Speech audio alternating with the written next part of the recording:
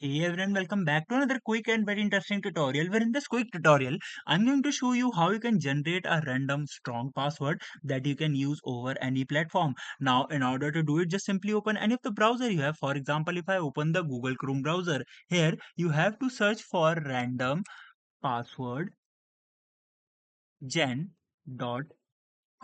Once you do that, just simply hit enter. Wait, I have written some wrong URL.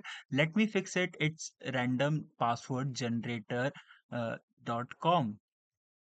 Once you do that, just simply hit enter, and here just simply hit this button which says generate password. You can even customize before generating, like if you want symbols or not, if you what should be the password length. Once you are satisfied with it, just simply hit generate password, and it will generate a random strong password for you that you can use anywhere securely.